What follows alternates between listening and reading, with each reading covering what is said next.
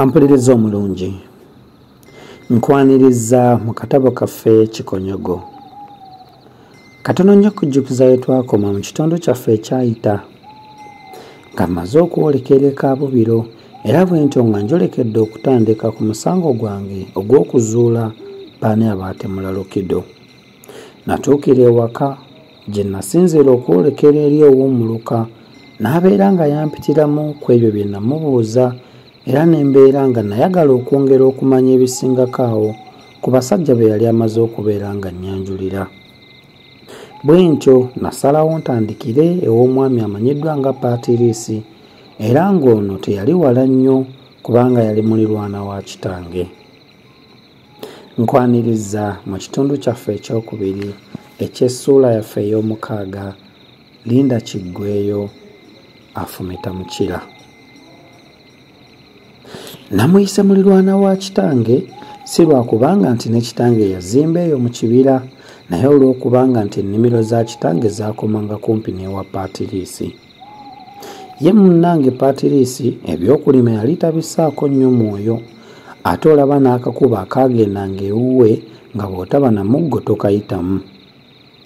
Bwe kaatuukanga ewuwe ne kasibira awo mu mulyango. Eno gye kaayawukaniranga ku bulungi bwansi nga katunuuliganye n'ekisinde ky'ente ekyalinnyanga ku lusozi ne kituukira ddala eri eyattirwa Lukido. Bwe natuuka awo mu ntabiro y'amakubo ne nsooka nnyimirira nga ntegereza amaloboozi ge nali mpulidde nga gavuuvuuma. Nasooka ne mbulwa gye gaali gava, naye bwe nasigiikirira omutwe ne ndyoka ntegeera nti gaali gava ngulu ku lusozi ekisinde gye kyali kiva. Nateebereza okuyimirira awo male okulaba abaali boogera nga ndaba kijja kundeetera leenya. Eky'omukisa awo okumpi waaliwo omuyembe omusaakaativu. Bwe nadduka nga ŋŋenda wali ku kikolo kyagwo nga nnyimirira. Nali nkyali eyo nga teriri busa, abasajja bakirimeggabana nga beerula. Baali batambula kasaabuuko ate nga n'amaloboozi gaabwe tegatuuka.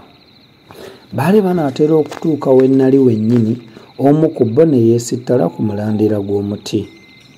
Akagere konna kaayatika n'abuuka nga banne baseka busesi. Ye kwe kubagamba nti, "Bannange mmwe lwakuseka naye mpulidde enswagiro n'enviiri ne zinva ku mutwe." Ko bali nti, "Ndaba oli wampalaata ne bw'otandiyogedde naffe tukulaba bulijjo nga tolina nviiri." Ko ye nti, "Kambaleke ggwe mubalaate nga mmwe muva okunyumya ebyakawagaanya kaakati." Bonna baali bayimiridde mu kiseera ekyo nga batunuulidde munnaabwe yali yeekoonye. Olw'okubanga omwezi gwali gwaka nnyo, nafuna omukisa ne neetegereza abasajja abo. Buli omu yali akutte omuggo n'ennajjolo ezaali zitemagana ng'ebitala ku kitangaala ky'omwezi. Abasatu baali bambadde makanzu, owookuna nga yali mu bikalu ebiwanvu.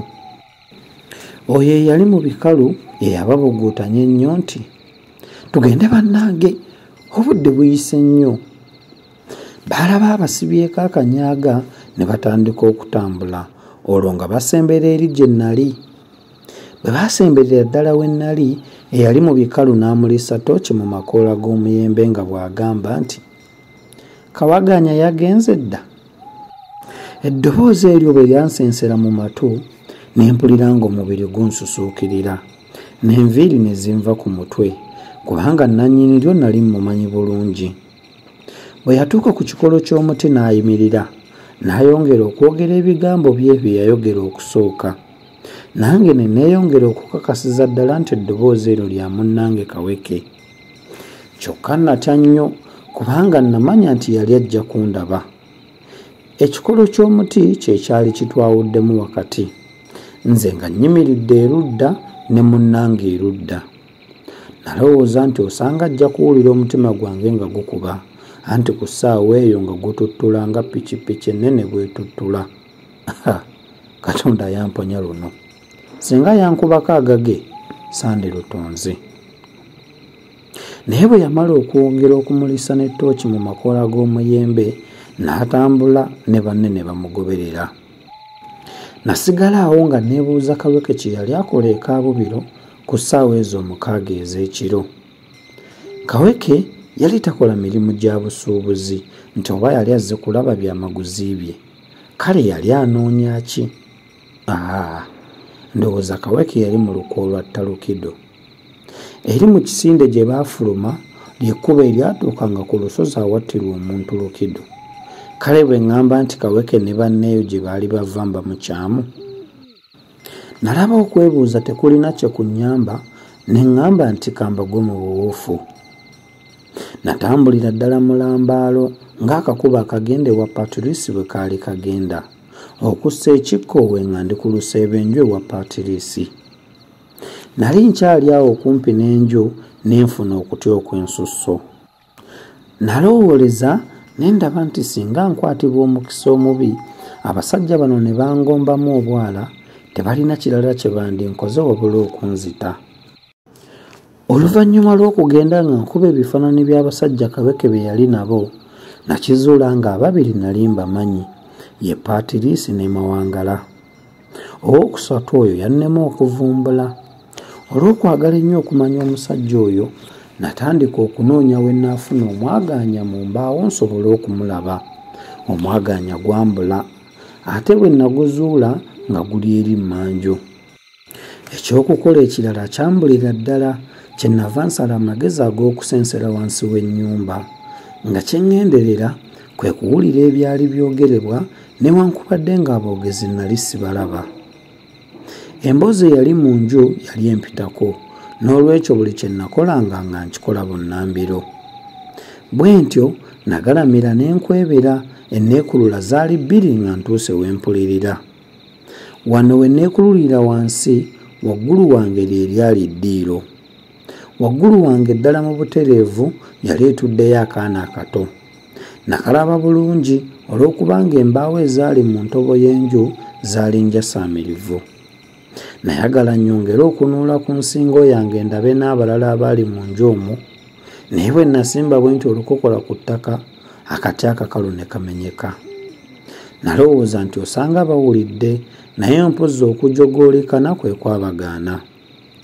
Baayongera kunyumya mboozi yaabwe, nange we nali n'enkona n'ensigaza gwa kulumika gwokka.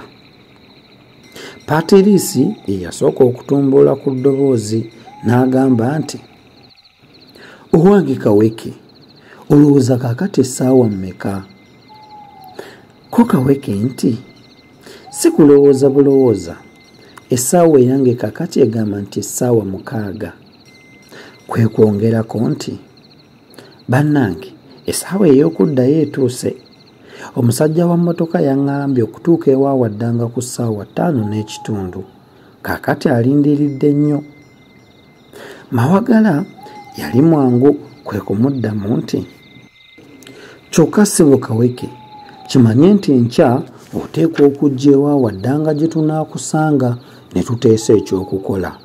Kubanga osaana omanye nti Tomu bwe tutamuggyaawo mangu, ayinza okusansula eby'omusango guno byonna." Kaweke teyayanukulirawo, naye oluvannyuma yaddamu nti, "Kyo kiri mu giraasi, tekiriiko kuwannaanya.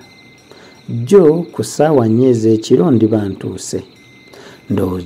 Ndowooza nzija kufuna mmotoka okuva ewa mukwano gwange makanika ali ebbanda." Bwe yamala okwogera ebyo n'ayimuka agende, naye nno Patrice n'atamuganya, n'amuwaliriza okumala okulya ekyekiro. Kaweke yalaba amwetayiridde, kwe kukkiriza n'alinda emmere. Patrice yayimuka mangu n'ayimirira awo mu mulyango n'akoola omukyala ayanguyeeko emmere. Mukazi we nawulira ayitabira eri mu butooka obwali awo, ndowooza eyo ye yali akafumbiro. Wamma ddala abasajja bano baali batemu nnyo mu myoyo gyabwe. Kale lwaki yaddira akafumbiro n'akawerekereza eteri kumpi kyeri, ku nkuzo okumpi n'ekibira? Kyokka newankubadde akafumbiro ennyumba kaali kagyesambye, nalowooza nti oba omukyala oyo yali andabye nga neebulungulira ku lusebenju. Naye bwe yayingira n'emmere ne ndaba nga talina kyayogedde, ne mmatira nti yali tandabye. Ampuliriza omulungi, nzikiriza tukomaawo olwaleero olwakadde akatutwala akasiribaggo. Tujja kutandikira awo Mukama bw'anaabakkiriza twongere okumanya biki ebyaddirira. Akuume atakuumira mpeera.